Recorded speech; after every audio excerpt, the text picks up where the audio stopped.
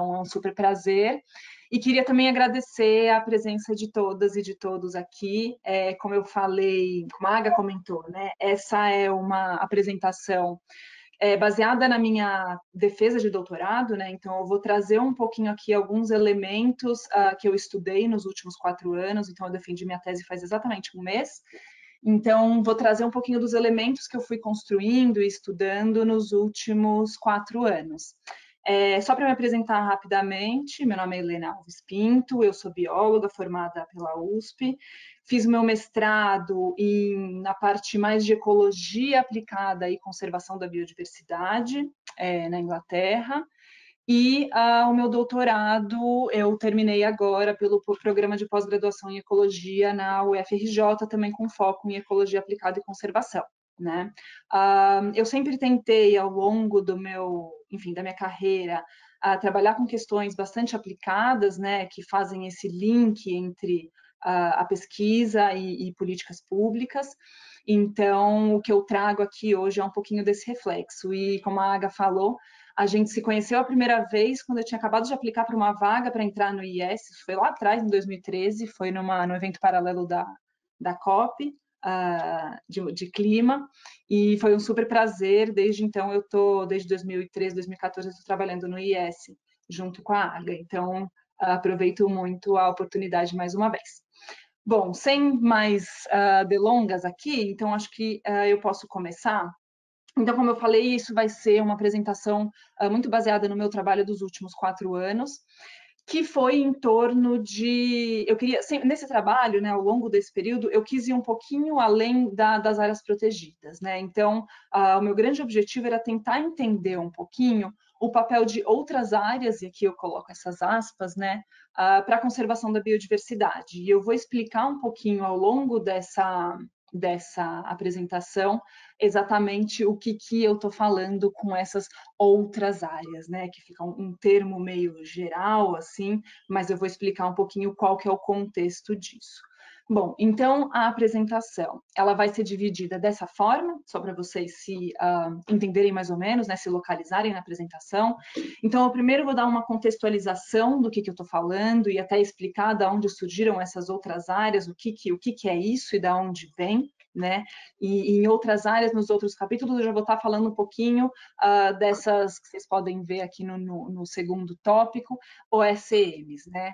Então, ou potenciais OSMs no Brasil, eu vou explicar um pouquinho agora no começo da apresentação. Bom, então depois de explicar um pouquinho isso, eu tento entender um pouco a oportunidade e desafios dessas outras áreas ou dessas OSMs. Num terceiro momento, no segundo momento, né, é uma discussão mais global, depois eu trago para uma discussão mais brasileira, para tentar entender o que a gente já sabe, né, e levantar o que a gente já sabe sobre a efetividade das potenciais OSMs no Brasil. E, num quarto momento, eu trago uma avaliação que eu fiz, uma análise da contribuição de potenciais OSMs para a conservação de florestas e restauração no Brasil. E aí, no final, eu faço uma breve discussão e uma conclusão sobre os principais achados que eu tive ao longo da minha tese. Essa estrutura, ela reflete os meus capítulos de análise. Eu não vou focar muito nos métodos em detalhe, mas eu vou trazer alguns elementos de como eu fiz a maior parte das minhas avaliações. Tá? Bom, então, para começar, e contextualizando um pouco, eu comentei que eu ia falar um pouco dessas outras áreas, né, e o que a gente está falando sobre outras áreas, mas eu achei um pouquinho, antes de começar, a dar um passo atrás e trazer o contexto mais geral, né, de onde tudo isso começou. Né? Então, eu acho que a gente volta aí para 92, né, para a Conferência Rio 92, e um pouquinho do contexto das convenções internacionais. Então, acho que como a maior parte de vocês sabe, em 92 a gente teve uma conferência das Nações Unidas que tinha como um grande objetivo definir algumas medidas para a gente enfrentar alguns problemas ambientais que estavam acontecendo nessa área. Né? Então, é um marco muito importante de questões internacionais e ambientais. Então, foi um momento que a gente reuniu a grande parte de tomadores de decisões de diversos países para começar a discutir num plano internacional como que os países iam fazer para resolver esses problemas. E aí, dessa reunião, né, dessa conferência, a gente teve 3 principais convenções que começaram a ser propostas e formadas. Vocês devem estar bastante familiares, né, com essas 3 convenções. Uma delas é a de mudanças climáticas, né, que é a UNFCCC, que é essa primeira aqui da esquerda. A Convenção sobre Diversidade Biológica, e a terceira é a Convenção de Combate à Desertificação. Tá? Eu não vou entrar muito em detalhes sobre as 3, então eu vou aprofundar um pouquinho mais, que na verdade foi a linha, né, a justificativa e a linha de raciocínio sobre a qual o meu doutorado se desenvolveu, que é em cima da Convenção sobre a Diversidade Biológica. Então, só para especificar um pouquinho, ela foca em 3 pontos principais, né? Na conservação da diversidade biológica, né? Um dos pontos que já descreve muito bem o título da própria convenção. O segundo deles é a questão do uso sustentável desses componentes da diversidade biológica, então a gente vai um pouquinho além da conservação específica, mas fala também do uso sustentável delas, que estão totalmente relacionados, né? E o terceiro foca também na partilha de benefícios que deve ser justa e equitativa, né? Do uso desses recursos genéticos da biodiversidade. Então essas são as principais linhas relacionadas que são foco da convenção. E periodicamente, essa convenção acontece e diversos líderes e tomadores de decisão dos países se reúnem para definir. Então, é um instrumento internacional, né, relacionado ao meio ambiente e é um fórum para discussão. Então, os tomadores de decisão se reúnem e, eventualmente, eles desenvolvem metas, avaliam quais vão ser as ações, então, tomam algumas decisões com relação a como vai ser o plano, né, global relacionado a alguns aspectos de conservação de biodiversidade. Bom, e um dos marcos que a gente teve relacionado à própria Convenção sobre Diversidade Biológica aconteceu em 2010. Então, em 2010, foi elaborado o Plano Estratégico para a Biodiversidade, e esse plano estratégico ele tinha o objetivo de promover a conservação, reduzindo os impactos e as ameaças, né, que afetam essa conservação, e eles fizeram um plano que eram metas, que ia de 2011 a 2020, né? Então, essa década que a gente está acabando agora no final desse ano. E dentro desse plano estratégico, os tomadores de decisão, eles compuseram 20 metas, que são as conhecidas como metas de Aichi.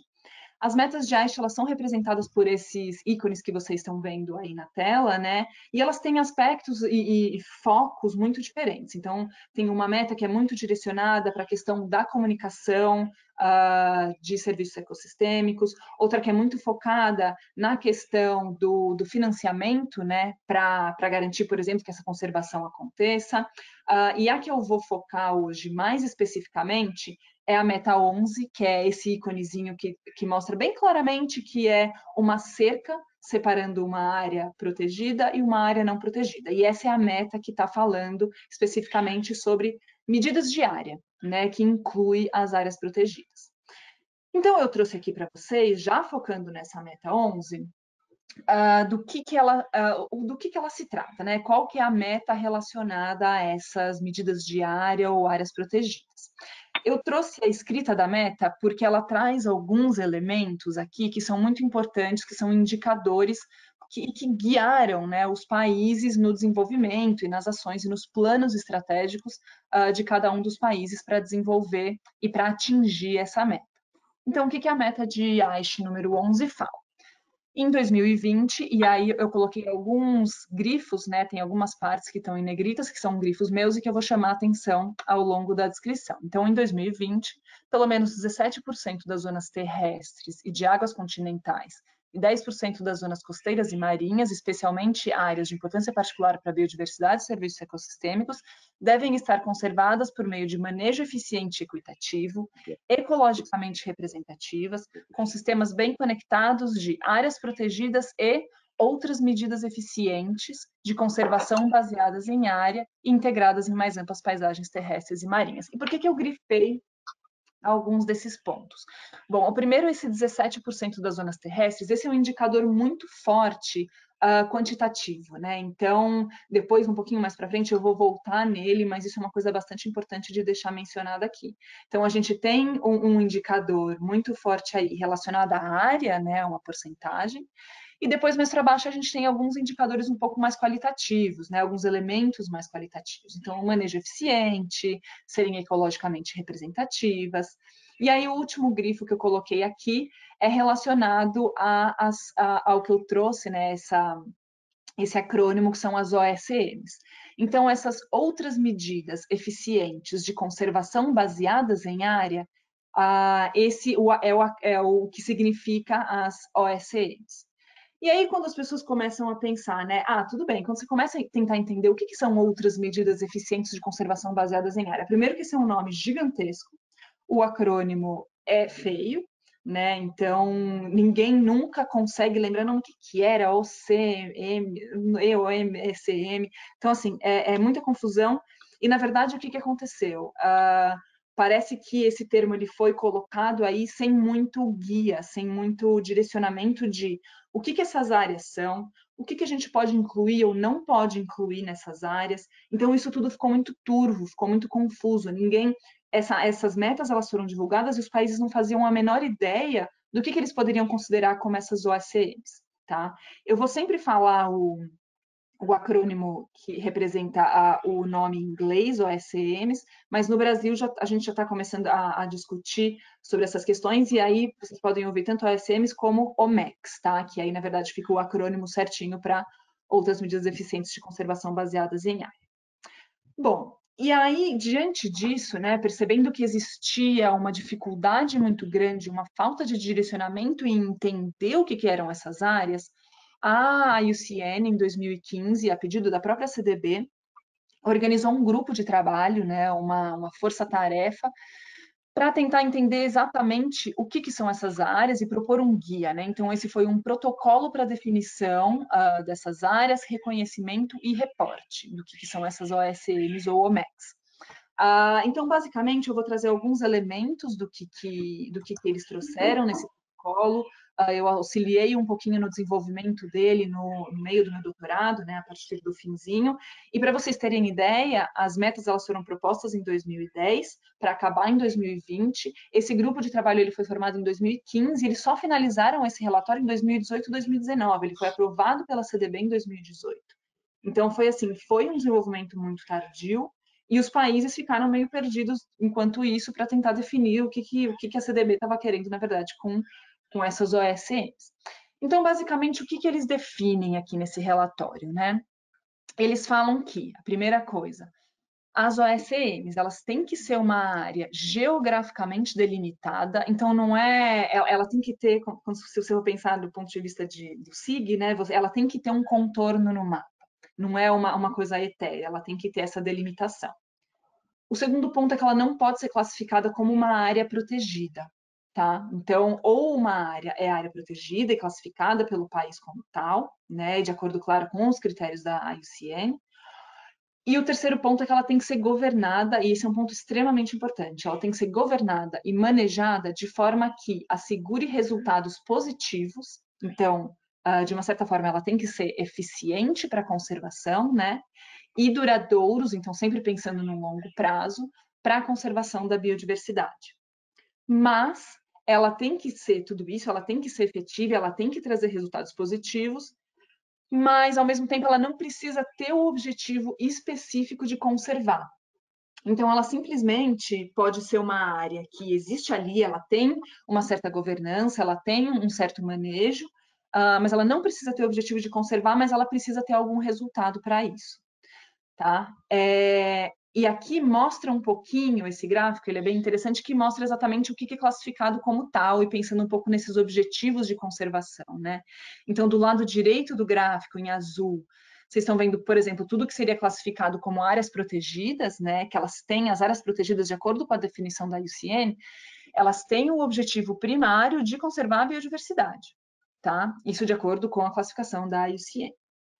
E aqui na área esquerda, a gente tem tudo que seria OSM, ou seja, que não é área protegida e que podem ter três tipos de objetivos, né? Então, algumas delas vão ter o objetivo primário de conservação, mas elas não são consideradas áreas protegidas por algum outro motivo, às vezes porque os próprios gestores daquela área não gostariam, então isso acontece muito em outros países com relação a terras indígenas.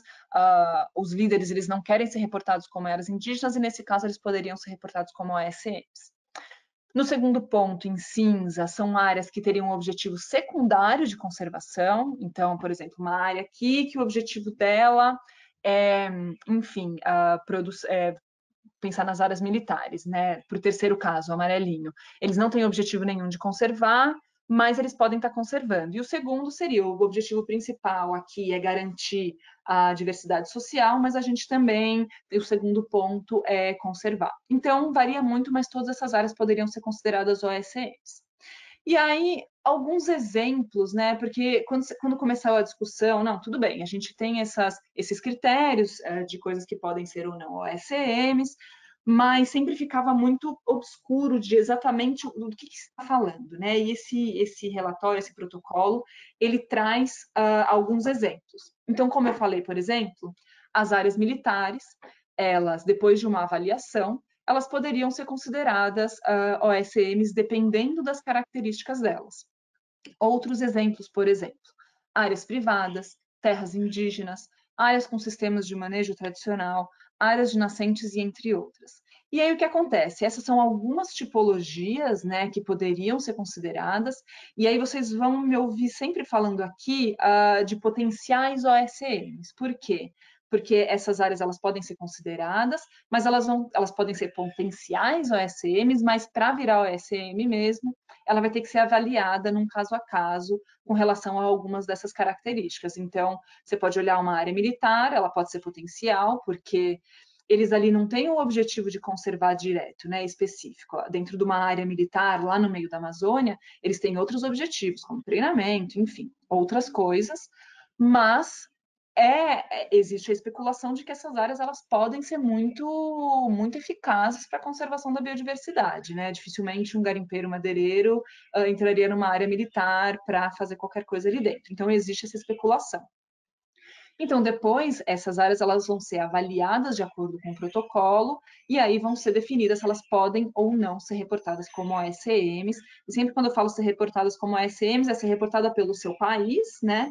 Para as metas internacionais, para contabilizar para o atingimento dessas metas. Tudo bem, então o que não poderia ser considerado como OSM de acordo com esse protocolo? Então, eles dão alguns exemplos, claro que isso tem que ser avaliado no caso a caso, mas de maneira geral eles colocam alguns pontos, como por exemplo, o jardim da minha casa, beiradas de estrada, florestas plantadas para uso comercial, áreas com pastagem ou agricultura muito intensivas, áreas com manejo temporário, porque ele fala que essa conservação ela tem que ser efetiva também a longo prazo, então às vezes tem algumas áreas que elas têm um manejo, mas ele é muito de curto prazo, então você não teria esse benefício a longo prazo. Então esses são alguns dos exemplos. E aí ele traz também, esse documento, um passo a passo, né, de como que os gestores, como que os países, como que cada uma das pessoas vai fazer para identificar isso, né? Então, a primeira coisa, o primeiro passo é identificar se essa área já é ou não uma área protegida, de acordo com o país que ela está. Então, uma pessoa aqui no Brasil teria que entender se esse tipo de área é reputada ou não como área protegida. Se não for, ela pode passar para o segundo passo. O segundo passo é assegurar que essa área, desculpa, vi um errinho aqui, áreas, tenha as características de uma OSM. Então, ela tem que voltar naqueles pontos que eu botei anteriormente e assegurar de que essa área ela é geograficamente definida, que ela é efetiva para a conservação da biodiversidade, entre outros. Se ela estiver de acordo com todos esses critérios, vai para o terceiro passo, que é assegurar que essa área vai ter resultados positivos em um longo prazo, né? Que é também até um dos critérios que eles colocam de OSMs. E por último, eles colocam: a gente tem que assegurar que essa conservação é feita por conta da medida diária, né? Por ela ser, por exemplo, uma terra indígena ou uma área militar. E isso, na verdade, é só um ponto, porque ela poderia ser considerada para outra meta. Às vezes tem outras iniciativas, outras ações que são feitas, que garantem a conservação, mas que não está relacionada à área ser protegida ou não. Então, se for nesse caso, isso teria que ser contabilizado em alguma outra meta e não na meta 11. Então, isso foi um exemplo geral do que a gente traz, né, do que a gente tem hoje e o que foi construído ao longo desses 10 anos, que está apresentado nesse protocolo da IUCN, do Grupo de Trabalho de OSCEs. Tudo bem, então hoje a gente está no final de abril de 2020 e, querendo ou não, as metas de Aichi, elas expiram agora no final desse ano.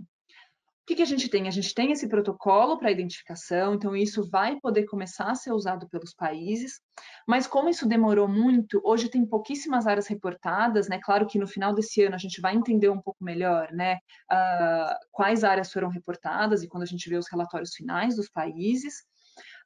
E é isso, em dezembro, se dependendo das situações que a gente tiver, né, de isolamento social, não tenho certeza ainda se essa COP vai acontecer ou não, em dezembro de 2020, em que encerraria esse processo dessa meta e começariam os próximos passos. Então, os próximos passos é pensar na década que vai de 2021 a 2030. Então, já está sendo desenvolvido o quadro global de biodiversidade do pós-2020, então já tem grupos de trabalho, já tem vários grupos discutindo e propondo quais seriam essas novas metas, né? Um primeiro draft, que eles chamaram de draft zero, foi colocado para consulta, né? Então está disponível e isso ainda está sendo discutido e vai ser apresentado na CDB para que os tomadores de decisão cheguem a uma conclusão de qual que será realmente, quais serão as próximas metas para a próxima década. Alguns spoilers, né, que já apareceram nesse draft zero.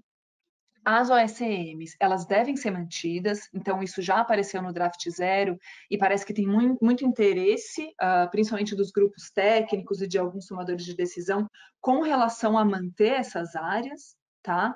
E se isso acontecer, vai ter um grande esforço para incorporar essas áreas. Então, a partir do momento que isso for definido para as próximas metas, os países vão começar um movimento de tentar definir quais são as suas áreas, né?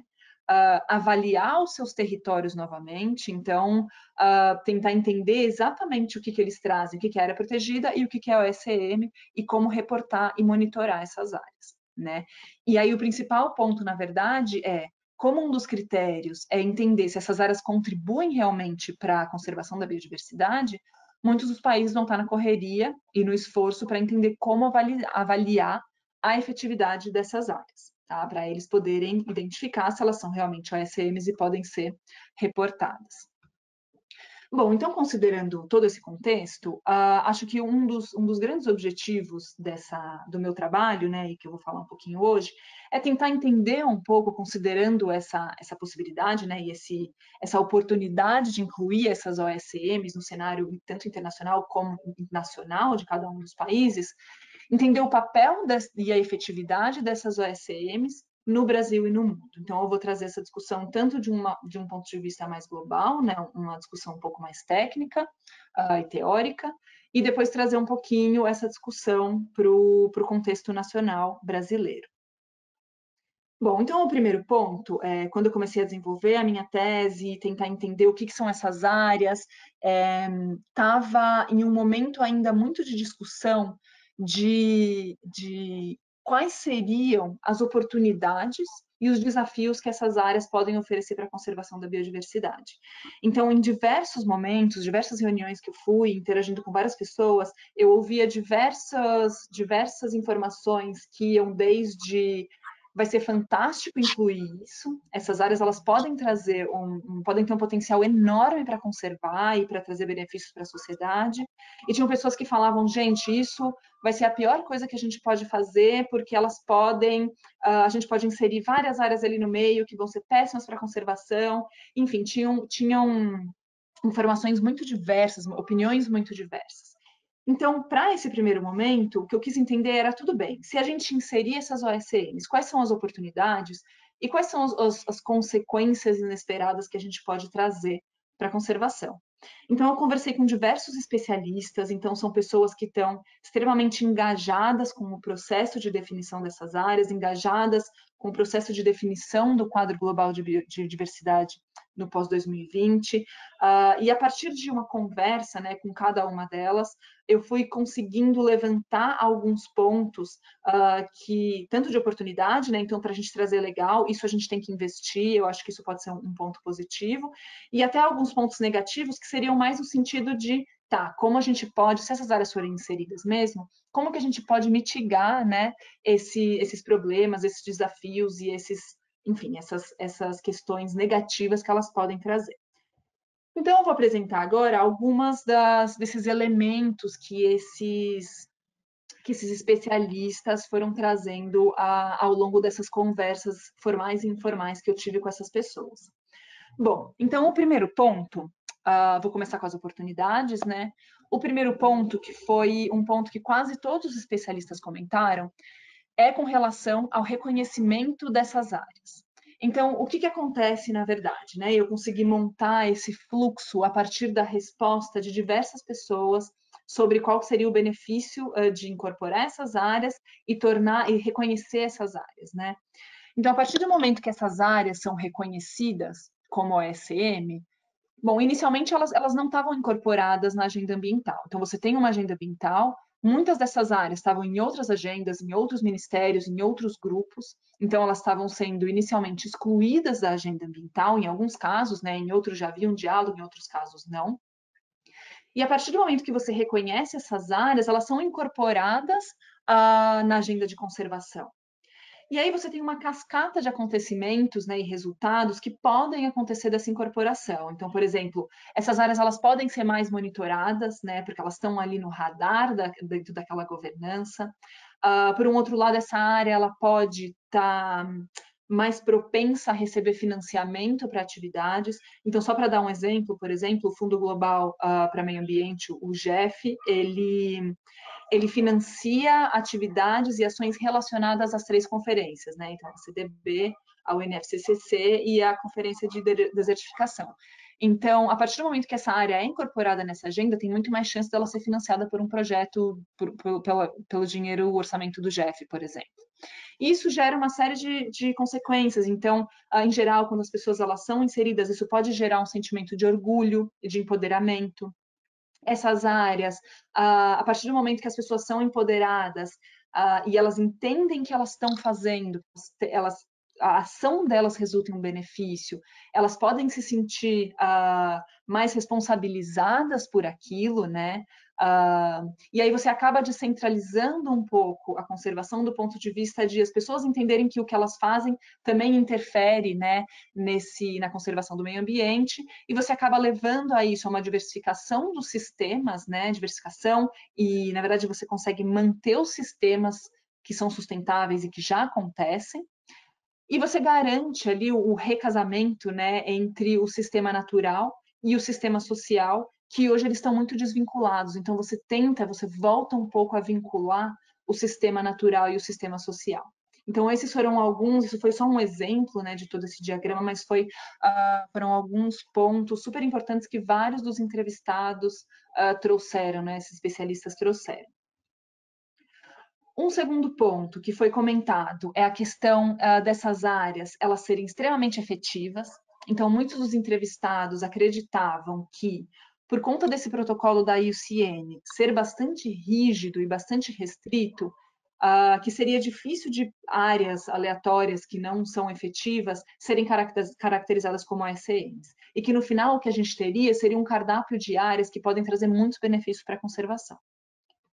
E um terceiro ponto é que essas áreas elas podem ser muito representativas e muito integradas, né? Então, esse é um dos elementos que eu não sei se vocês lembram lá atrás, quando eu li a Meta 11, traziam esses elementos de representatividade e das áreas serem integradas na paisagem, né? E o que muitos dos especialistas acreditam? Que essas áreas elas podem complementar as áreas protegidas. Então, elas podem estar distribuídas na paisagem, por exemplo, em biomas em que hoje a gente não tem a cobertura muito grande de áreas protegidas, ou elas podem ocorrer de uma forma a conectar as áreas protegidas. Então, você teria uma representatividade muito interessante aí, garantindo a conservação desses outros espaços. Bom, como nem tudo são benefícios, né, e oportunidades, sempre tem alguns desafios e alguns desafios que até são um pouco conflituosos com algumas das oportunidades que foram trazidas. Mas é sempre importante avaliar quais são esses desafios, até para a gente conseguir evitar com que eles aconteçam ou mitigar, né? Então, a primeira questão foi a dificuldade de identificar essas áreas. Então, um dos pontos trazidos é que é esperado que essas OSMs elas sejam muito mais heterogêneas, então elas vão ter governanças muito diferentes, tipos de manejo muito diferentes. Nem todas as áreas elas vão ser, por exemplo, gerenciadas pelo governo, pelo setor público, né? Então, vai ser um desafio identificar muitas áreas que talvez sejam menores, né, e que são muito heterogêneas.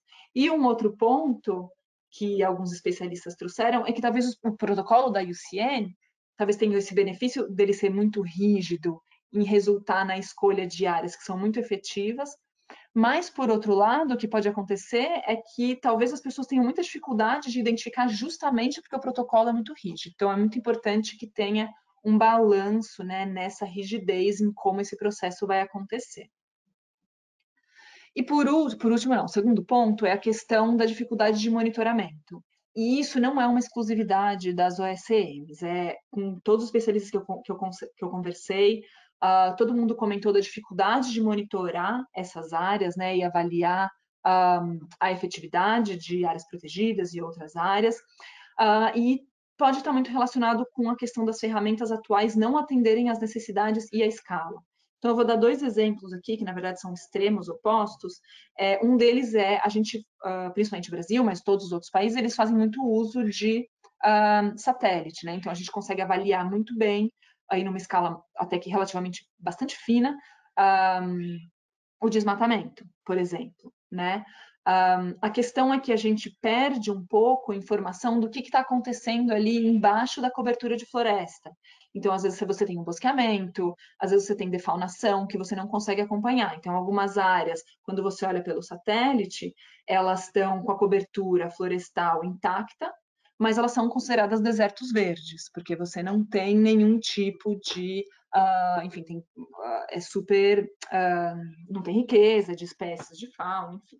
Então, isso é bastante complicado e a gente acaba perdendo um pouco de informação do que você tem ali dentro dessa área, né, do valor de conservação dessa área.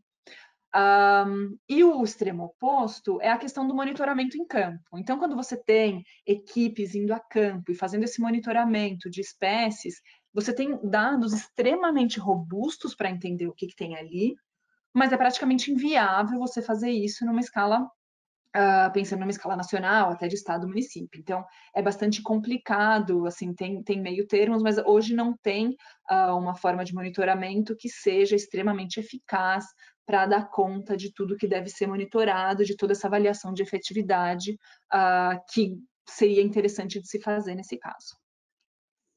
E o último ponto, que foi também um ponto bastante comentado por vários dos especialistas, é a questão que eles chamam de Lei de Goddard. O que é essa Lei de Goddard? Ela diz que é o que acontece quando o seu indicador, né, o indicador da sua meta, ela na verdade se torna o alvo. E isso, muitos especialistas comentaram que é o que aconteceu com essa meta 11.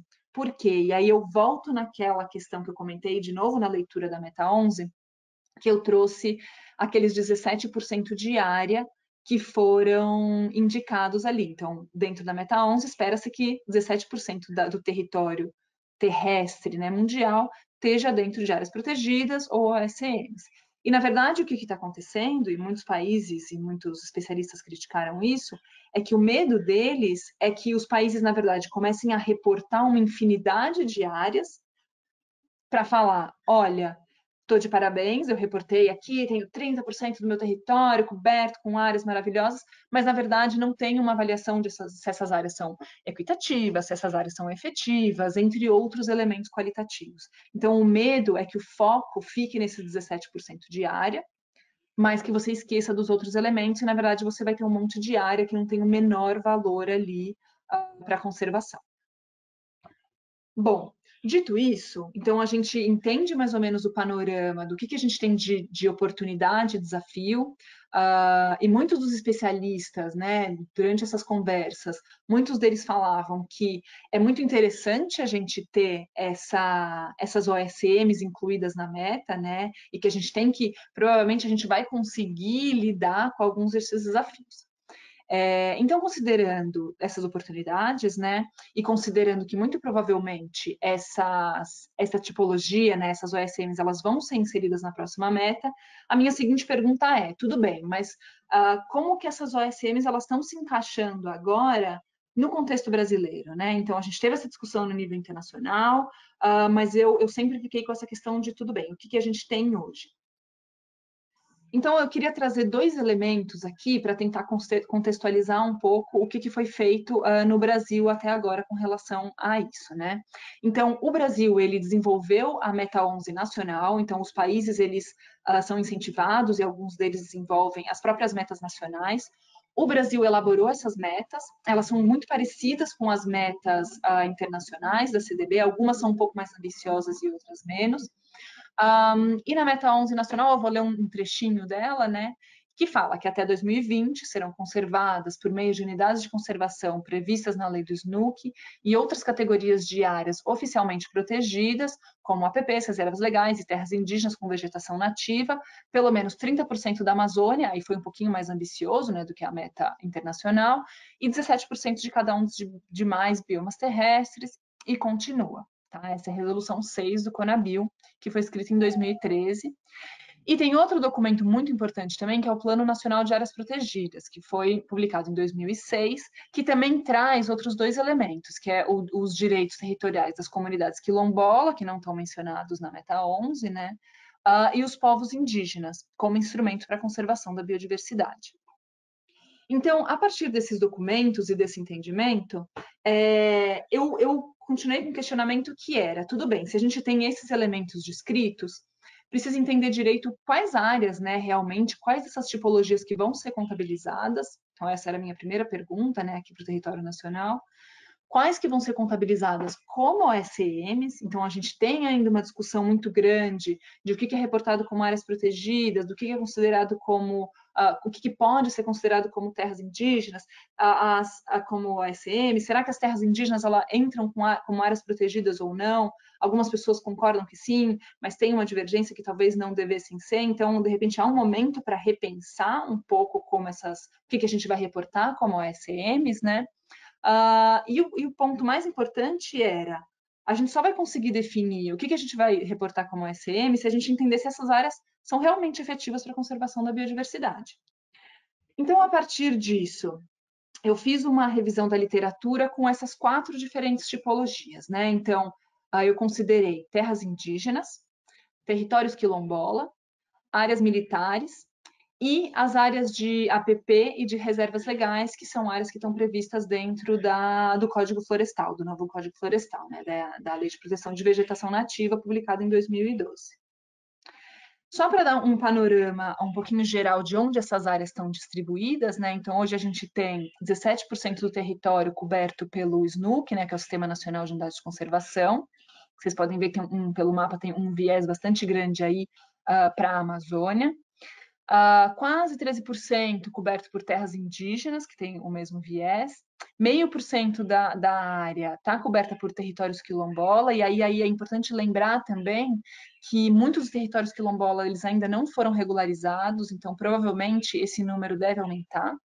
E 0,3% de áreas militares, e 44% do território está coberto por reservas legais e APPs ou propriedades privadas que estão previstas na LPVN, né, que eu não demonstrei no mapa, mas só para vocês terem uma dimensão da importância de cada uma dessas áreas. Bom, então para tentar entender o que já tinha, né, o meu primeiro ponto era, tudo bem, como que a gente vai conseguir, o que a gente já tem, o que a gente já sabe de se essas áreas elas são ou não efetivas para a conservação da biodiversidade. Então, eu fui atrás da literatura. E aí eu vou mostrar um pouquinho dos resultados que eu encontrei aqui. O meu foco não foi áreas do SNUC, tá? Eu foquei nessas outras áreas que eu comentei para você. E talvez por isso que eu tenha encontrado poucos artigos. Então, eu achei só 25 artigos que discutiam efetividade nessas áreas, né? Então, o meu foco de procura ele também foi bastante restrito. Mas o que eu encontrei basicamente foram 17 estudos, tá, para a Amazônia, desses 25 artigos que eu encontrei. Então, de novo, tem um viés bastante grande para a Amazônia, mas isso faz sentido porque grande parte das áreas estão nesse bioma. E o que eu encontrei para as terras indígenas primeiro, né? Então, esse gráfico aqui, vocês vão ver que o eixo X, ele mostra as porcentagens. Do 0 para a direita, eu tenho os resultados positivos, então mostra qual a porcentagem de estudos que mostraram se as áreas são efetivas ou se são melhores que outras áreas, né?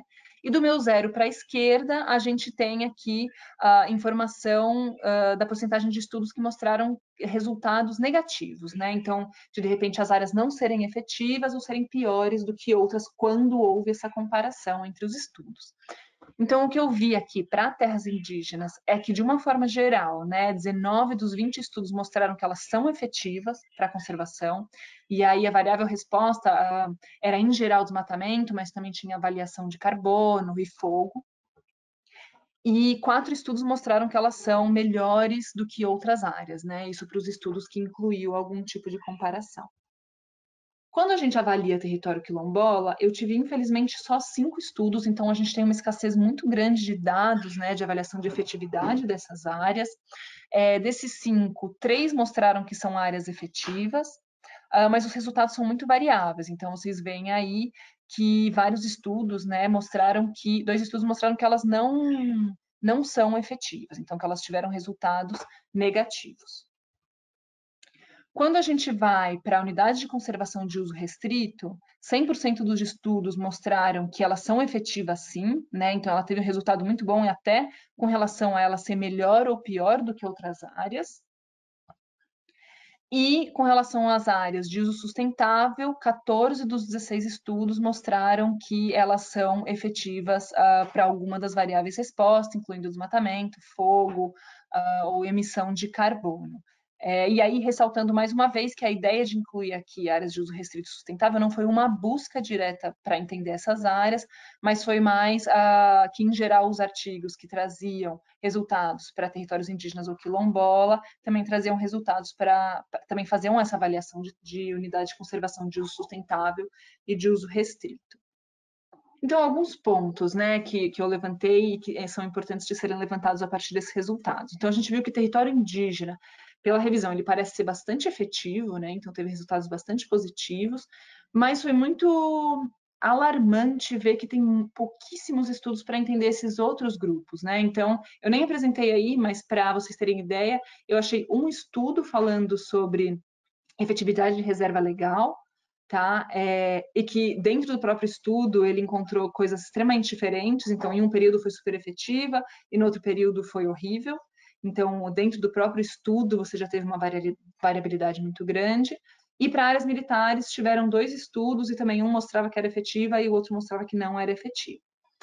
E um outro ponto também que eu levanto é a questão, enquanto eu estava avaliando, né, os artigos e vendo a questão da efetividade, ficou muito marcante para mim como que algumas das metodologias de avaliação elas não eram muito robustas, né? Então, eu vou falar um pouquinho na próxima fase, né, dessa apresentação, que aí faltavam alguns elementos para a gente entender realmente se essas áreas são importantes, são efetivas ou não, e às vezes os métodos não permitiam chegar a um resultado muito robusto.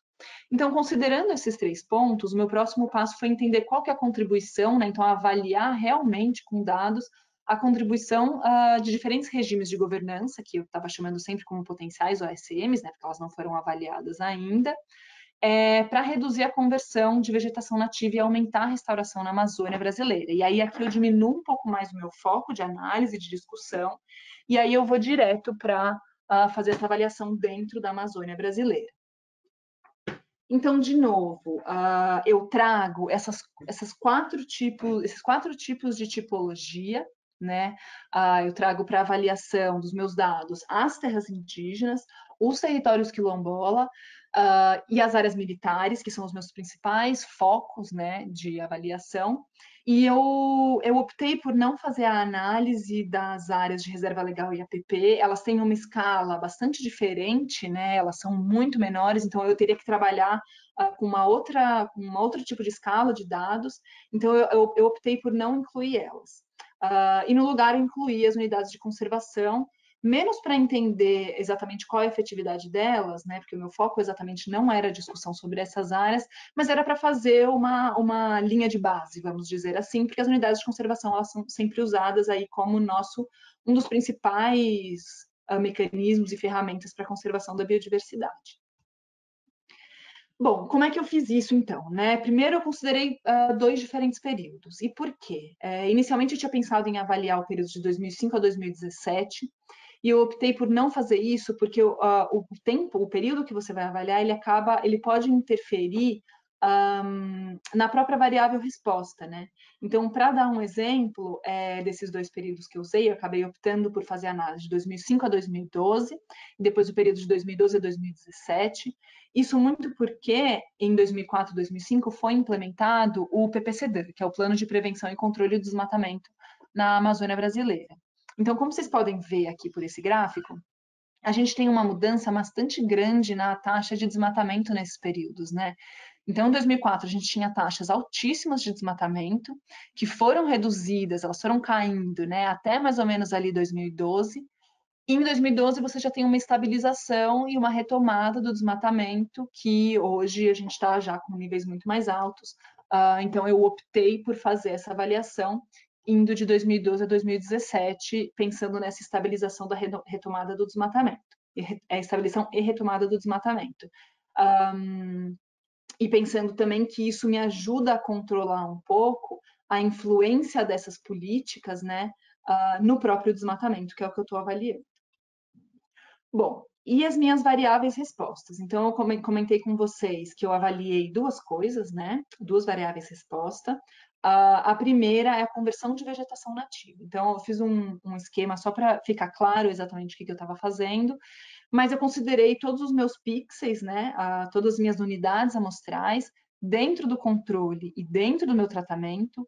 E sempre que eu estiver falando tratamento aqui, eu estou falando dessas áreas que eu estou avaliando. Então, terra indígena, território quilombola, militares e unidades de conservação.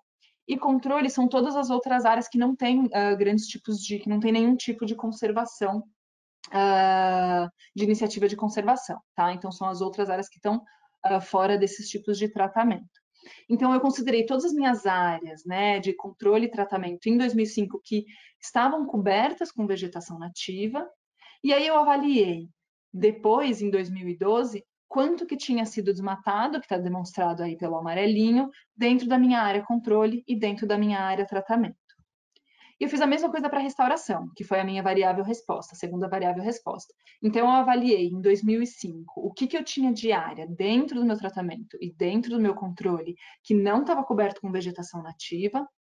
E aí eu avaliei em 2012, né, um tempo depois, quanto de vegetação que foi restaurada dentro dessa área controle e dentro dessa área tratamento. E eu fiz a mesma coisa para o período de 2012 a 2017 para as duas variáveis resposta. Bom, e aí, na verdade, tem um elemento aqui que é super importante, que ele acabou não sendo considerado em alguns dos estudos que eu comentei que acabavam não sendo tão robustos, né? Que são as variáveis de confusão. As variáveis de confusão, elas são fatores que elas acabam influenciando de alguma forma a minha variável resposta e muitas vezes até a localização das minhas áreas, né? Então, eu preciso controlar essas variáveis de alguma forma para ter certeza de que eu estou avaliando, né, de que o meu território, a minha unidade de conservação, o meu território indígena, que está influenciando ou a restauração ou o desmatamento, e não alguma dessas variáveis. Então, só para vocês terem uma ideia aqui de quais são as variáveis que eu considerei, foram a distância de desmatamento, distância de estradas, distância de rios, distância de cidades, o declive, a elevação, se a área é alagável com alagável, precipitação anual média e os limites políticos, né? Isso porque cada um dos estados tem as suas políticas próprias, né? E isso influencia também nas taxas de desmatamento e nas iniciativas nas proporções de restauração. E aí, um ponto muito importante é como controlar, né? Como você controlar que você vai estar comparando ali coisas parecidas e controlando de uma certa forma algumas dessas variáveis. Então, eu vou mostrar um pouquinho como funciona essa ferramenta que se chama Matching, que é uma ferramenta para você conseguir controlar essas variáveis e para você conseguir comparar as coisas de forma correta. Então, esse é um esquema que eu desenhei que mostra mais ou menos o que representa as minhas unidades amostrais na minha análise. Então, na minha esquerda, eu tenho o meu tratamento, e para a direita, eu tenho as unidades amostrais que representam o meu controle. As bolinhas verdes, só para deixar claro, as minhas unidades de análise foram pixels de 1 km². Então, as minhas bolinhas verdes, elas estão representadas aqui como sendo os pixels que estão longe de estradas. E as minhas bolinhas cinza, elas são consideradas pixels que estão a uma distância bastante próximas das estradas. Então, quando você começa a avaliar assim de longe, dá para perceber que nas minhas áreas de tratamento, então, por exemplo, dentro de terras indígenas, de uma forma geral, eu tenho mais pixels que estão distantes de estradas, enquanto quando você vai olhar o controle, eu tenho muito mais pixels que são perto, que estão mais próximos de estrada, né? Então, se eu for fazer essa comparação dessa forma que está, com essa amostra, eu vou ter um problema. Porque eu não sei se, por exemplo, eu encontrar que no meu tratamento eu tenho menos desmatamento do que no meu controle, eu não sei se é porque as terras indígenas elas têm um manejo, né, ali que permite com que as áreas não sejam desmatadas, ou se é justamente porque elas estão longe das estradas e as pessoas não conseguem acessar e aí tem menos desmatamento. Então, o que o matching faz? Ele vai fazer um pareamento de unidades que têm valores similares. Então, ele vai parear dentro do tratamento e dentro do controle unidades amostrais que têm um valor parecido. Então, ele vai fazer isso para toda a minha unidade amostral, para todos os meus milhares, milhões de pixels que eu tinha para a Amazônia, para todas as minhas amostras. Tá? Nesse caso, eu estou dando um exemplo para uma variável só. Mas o que você pode selecionar quando você realiza esse método, você pede para ele fazer uma avaliação de todas as variáveis que você está considerando para você ter um valor comum para cada um desses pixels. E aí, no final, eu acabo eliminando algumas variáveis que não foram pareadas, e os meus dados, esses sim que serão analisados, eu posso considerar que agora eu estou comparando áreas que elas têm as mesmas características do ponto de vista das covariáveis, tá? Dessas variáveis de confusão. E aí eu vou fazer a minha análise a partir disso, e que no final é uma análise simples. Então, eu faço uma análise do balanço das minhas variáveis, que é para ver se o meu match, né, a minha técnica, ela deu certo ou não. Então, é justamente para ver se elas estão balanceadas, se as minhas unidades elas têm características similares. Depois eu faço um teste simples para ver se eu tenho uma diferença entre as áreas controle e tratamento. Em alguns casos, eu posso fazer uma regressão para ver se existe ainda alguma influência das covariáveis na variável resposta. E aí eu vou apresentar agora os principais resultados que eu obtive, né, com isso, dividido nos dois períodos. Então, só para explicar um pouquinho essa tabela, agora eu estou apresentando o período de 2005 a 2012. E o que essa tabela mostra? As linhas eu apresento cada um dos tratamentos, né? Então, território quilombola, terras indígenas, unidades de conservação de uso sustentável, uso restrito e as minhas áreas militares. Na minha primeira coluna, eu tenho a perda de vegetação nativa dentro das áreas controle. Na segunda, eu tenho a perda de vegetação nativa dentro das áreas tratadas. A terceira coluna é essa diferença, né? Então, é o que eu consegui evitar de conversão comparando a área controle e a área tratada. Então, se o resultado é positivo, é porque eu tive menos conversão dentro da minha área tratada. E o último ponto, ele é o efeito relativo, que é o mais interessante para fazer essa comparação, né? Então, ele é basicamente o cálculo do controle menos do que eu tive de desmatamento dentro da minha área controle, menos o que eu tive de desmatamento dentro do meu tratamento, dividido pelo controle. Então, na verdade, ela calcula o desmatamento evitado, controlando o desmatamento na área controle e permitindo essa comparação entre os resultados de cada um dos tratamentos. Então, alguns pontos que eu queria chamar a atenção aqui, né? Então, o primeiro deles é com relação ao efeito relativo que a gente teve para os territórios quilombola. Foi um efeito extremamente positivo, né, mostrando que eles são bastante eficazes quando você avalia o desmatamento dentro nas áreas controle e tratamento, mostra que ela conseguiu controlar bastante, né, essa conversão de vegetação nativa. E as terras indígenas, elas tiveram um resultado fantástico, né? Então, elas tiveram um maior efeito relativo dentro dessa minha amostra, chegando a 94%. Tá? Quando você olha com mais detalhes quanto que teve de desmatamento, a diferença é muito grande. O único resultado que eu não tive uma diferença, o único tratamento que eu não tive uma diferença, né, entre a minha área controle e minha área tratamento foram as áreas militares. Então, vocês veem aí que o desmatamento dentro dessas duas áreas foi muito parecido, né, e o meu efeito relativo ele acabou sendo muito baixo.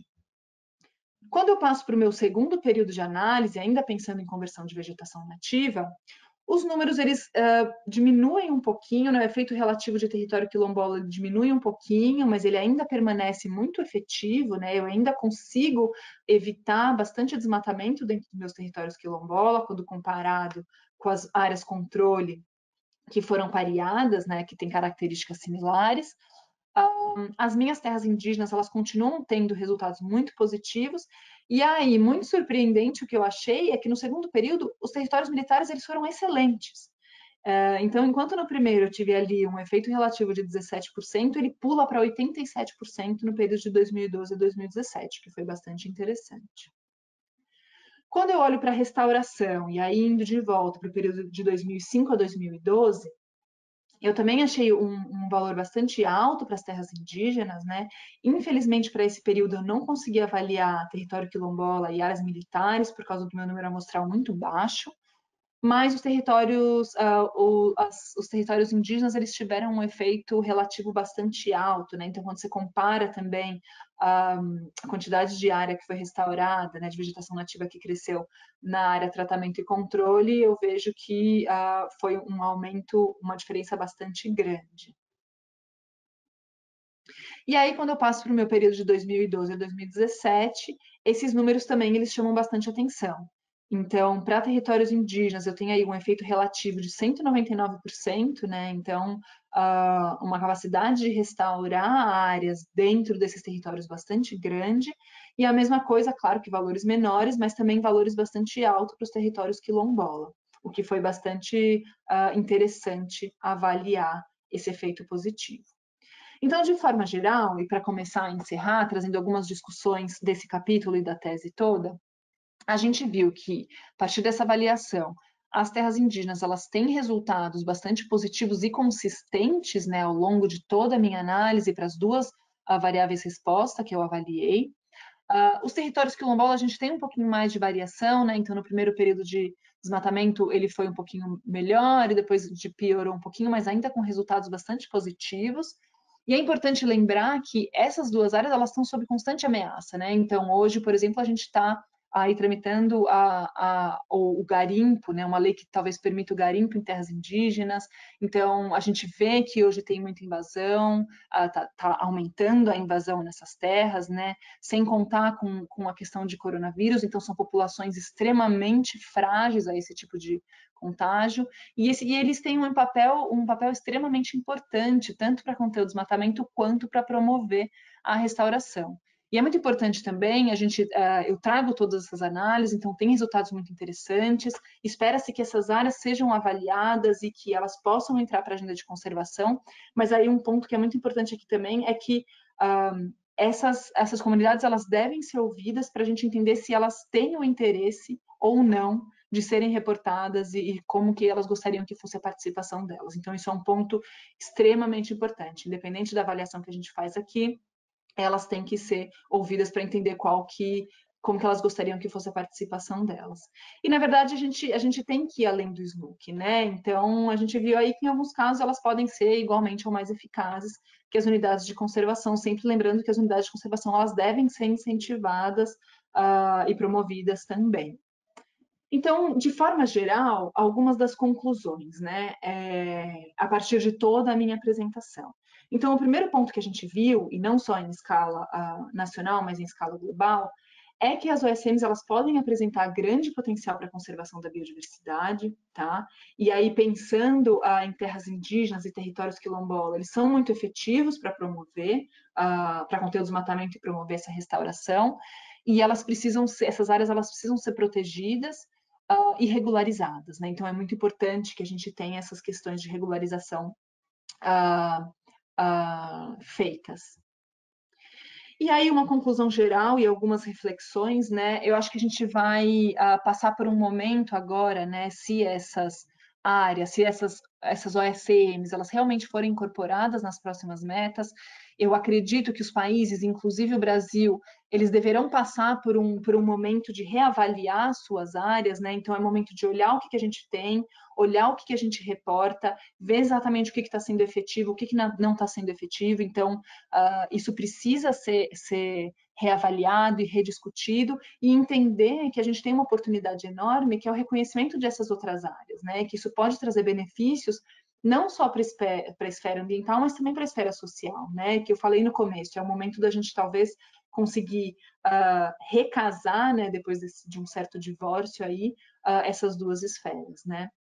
E é claro, a gente vai ter problemas, então a identificação e o monitoramento, eles vão ser uma dificuldade bastante grande, mas eles podem ser mitigados através do uso desses protocolos, através do uso de inteligência espacial, priorização, a gente consegue identificar, por exemplo, quais que podem ser áreas que podem ter o maior potencial de conservação, e aí, por exemplo, as OSMs, elas podem ser identificadas a partir da identificação dessa identificação, priorização de onde essas áreas com maior valor de conservação podem estar. Então, existem instrumentos para ajudar a gente a superar um pouco, ou a diminuir um pouco esses desafios.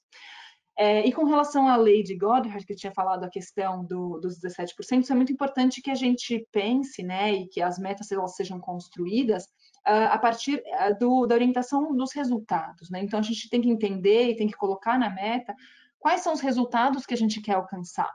E não, é claro que é importante a gente identificar ali que tem indicadores que elas sejam equitativas, mas a gente tem que pensar tem que ser orientadas através dos nossos resultados que a gente espera atingir. Isso pode reduzir um pouquinho essa questão dessa lei de Goddard.